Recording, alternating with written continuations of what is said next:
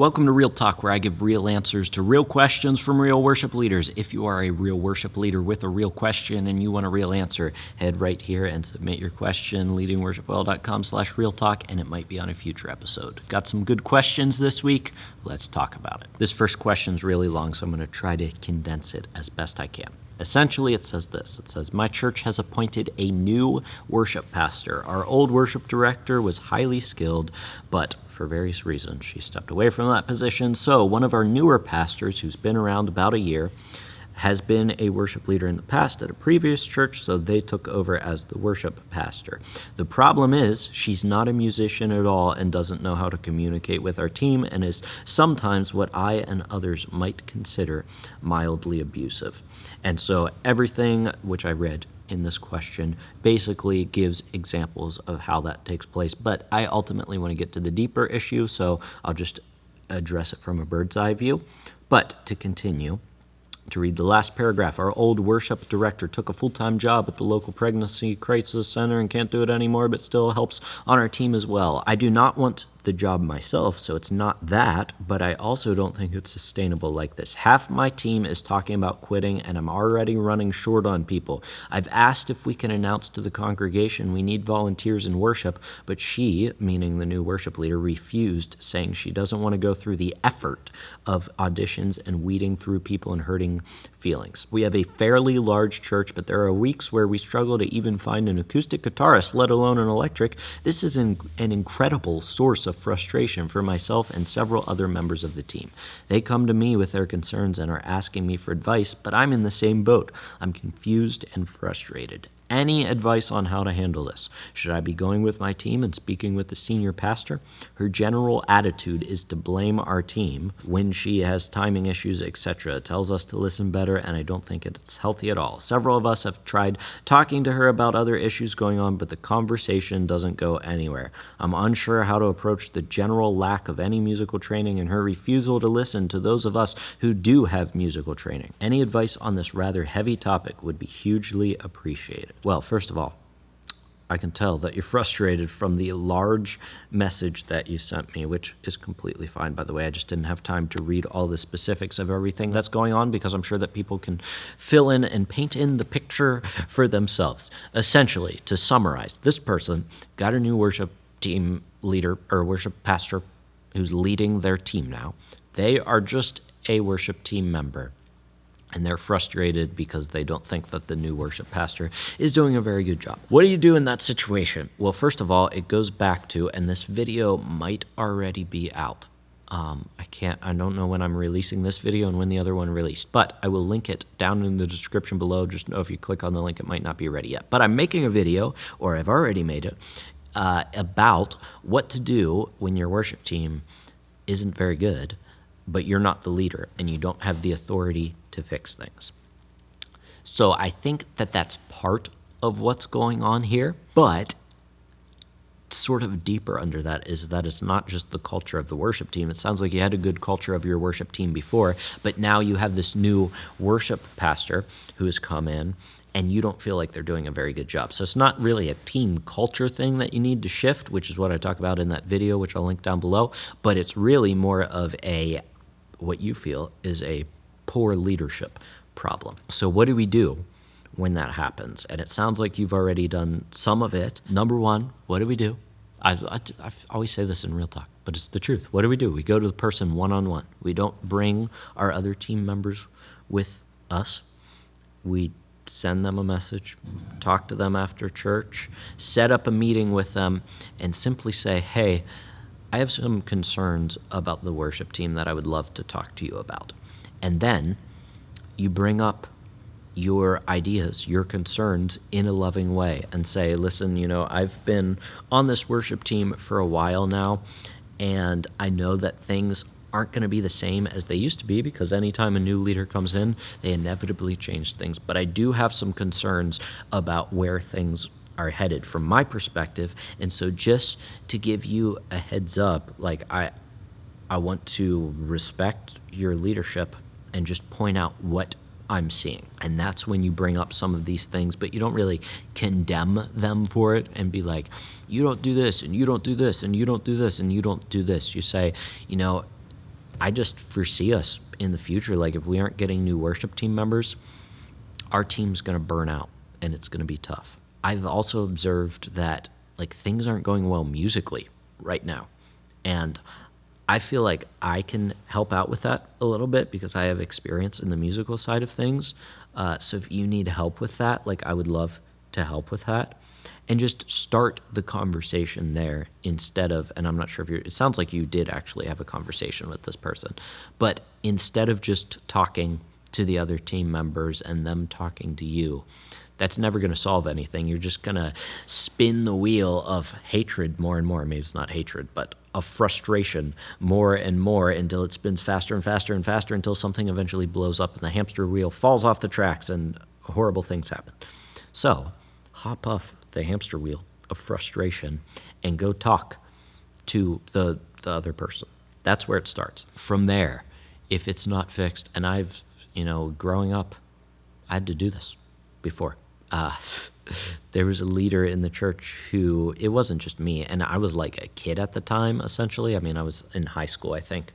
But I remember having the conversation, this leader in our church, not really doing what they're supposed to be doing. It wasn't any like moral issue, but I remember having a conversation with the pastor of my church. We went out to eat, and he was getting the opinions of people and being like, what are you seeing? Like, you're serving under this person. What do you see? And we just told him, like, this is the honest truth. Like, sometimes your pastors just don't know, or the people who need to make the decision in your church just don't know. And so if you go to the person one-on-one first, I hope that your pastor is always going to ask that. Did you go to the person one-on-one, or are you just complaining behind their back? Because that is the biblical model. We go to the person one-on-one. But if that doesn't work and you don't see any improvement at all, or there's huge pushback against what you said, then I think it is perfectly acceptable to go to the pastor, and you're not like ratting this person out. You're just like, hey, I'm struggling with serving on the worship team. And I feel like it's for this reason. I feel like I'm struggling with the leadership of this person, and I would just love your pastoral counsel, your pastoral advice. Is there anything I'm missing in this situation? Obviously, you know this person too. You see what they're doing, you see how they're leading, right? Like, not saying that in a bad way, one way or the other, but like you work with them, and like, it's frustrating for me and the team, and I just feel like they're not listening to our desires, like what we want from the team and what we need from the team, and it's frustrating to our team. I think if you approach it that way, like any pastor would listen to you. Now, if I'm a pastor and somebody comes up to me and says, I'm on the worship team and the new worship pastor is horrible, they stink at music and they can't play, and you just go on this rant, people probably aren't going to listen to you. So it's all in how you approach the situation. Approach it gently. Just share your concern with the right people, and then trust that it is your pastor and the elders in your church, their responsibility to take that information, process it through whatever lens they need to process it through, and then make whatever decision they need to make. And I think you just leave it at that. And yeah, it's frustrating, but I don't know what else you do if you're just a member on the worship team. Go to the worship team leader, express your concerns in a loving way. If that doesn't work, go to the pastor and say, I have these concerns and it's frustrating for me. Not, you need to fire this person, get rid of them because they're doing a horrible job. You don't get to make that decision. That's something that the leaders in your church would ultimately need to make. You just provide them with what you're seeing in a loving way. This is what I'm observing. So that's how I would go about it. How many times do you sing a chorus before it gets old or redundant? Tracy. I always have to make assumptions on Real Talk. Chorus can mean one of two things. Either you're repeating a chorus over and over and over again in a song, or you're speaking of a praise chorus where you are singing a song many weeks in a row. So let's talk about from both perspectives. That way, hopefully I answer your question one of either way. So let's just talk about singing a song, a praise chorus over and over again. People don't really use that term too much anymore, but some people do. So I want to cover that. How often can we repeat a song in our services? And as you have heard me argue before, way more than you think you can. This is why I always talk about only having a maximum of 40 songs in our worship song repertoire, because we don't need 125 songs. We definitely don't need 200 songs in our worship song repertoire to keep things fresh and exciting. And I just want to say, like, that 40 song limit is an arbitrary limit. I don't actually mean you should only have 40 songs in your worship song repertoire, and if you go above that, then you better cut down everything. It's just to get across the point. It's to help me get to that math equation where if you have a 40-song worship song repertoire and you do 5 songs in a normal Sunday service, then you can do, as I've said before, 658,000 different combinations of worship songs. But what I've learned is actually we should be using permutations, not combinations. Combinations is even if the songs are ordered in a different way, then it still counts as one combination. But I think that we could even order the songs in a different way to get different set lists and keep things fresh. If you do that, you do 5 songs a week, then you can have 79 million different permutations of, I know this is super math nerdy, but I was just talking about this to somebody on my worship team last night, and he's a math major and a music major in college right now. So he was like, I've got you covered on both sides. I know the math of it and I know the music of it. So this is what you want. He's like, it's 79 million different possible permutations, not combinations. So you can do, I'll just say, like, you're probably not going to repeat a song too much before it gets tiring unless you do it every single week. Like, I think we could do the same song twice a month for the next 3 years, and it's probably not too tiring. Would I actually do that in practice? Probably not. There's other songs that we can do, and there's other things to consider as far as feeding your church a holistic theological diet in their singing. But just from taking in the perspective of how often can we sing a song before it gets tiring, way more often than you think. So that's the first thing. Let's talk about it in terms of singing, like repeating the chorus over and over again. Here's my thing with that. I know that some people, and this is something that I'm going to be talking about on the channel more. I don't know how I want to do it, but I need to be careful in what I say. I'll just say what I want to say and know that I would like to, in the future, lace this with love. I think sometimes we sing choruses over and over again because we think that if we do that, in that act of repeating the phrase over and over again, then we will manifest the palpable, tangible, manifest presence of God in our midst if we just sing a line over and over again. That's what I want to say.